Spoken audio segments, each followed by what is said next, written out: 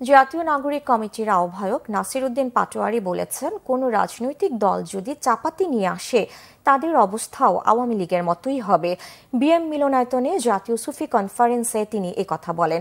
নাসির উদ্দিন পাটোয়ারি বলেন, দেশে কোনো ধর্মের বিরুদ্ধে রাজনীতির বিভাজন চলবে না।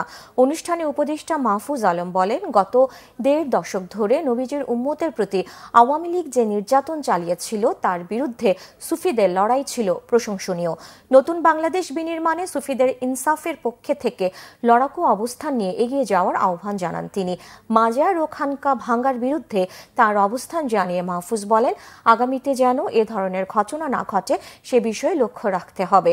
সুফিরা জঙ্গল সাফ করে মসজিদ তৈরি করেছেন, একই সাথে লড়াই করেছেন বিভিন্ন অনিয়মের বিরুদ্ধে। আহলে সুন্নাত ওয়াল জামাত নামধারীরা ফ্যাসিবাদের সহায়ক শক্তি ছিলেন উল্লেখ করে তিনি বলেন, তাদের ছাড়া সবার নিরাপত্তা নিশ্চিতে সরকার কাজ করবে। রাজনৈতিক দল পক্ষ গোষ্ঠী যদি অস্ত্র নিয়ে আসে আমাদের শান্তি বিনষ্ট করতে চায়, চাপাতি নিয়ে এসে শান্তি বিনষ্ট করতে চায়, যেটা গতকালকে আমরা ক্যাম্পাস খুলনা বিশ্ববিদ্যালয় থেকে দেখেছিলাম, ওদের রাজনীতি তাদেরকে আওয়ামী লীগ থেকে শিক্ষা নেওয়ার জন্য বলবো। আওয়ামী লীগের রাজনীতি করে বাংলাদেশে প্রতিষ্ঠা হতে পারে নাই।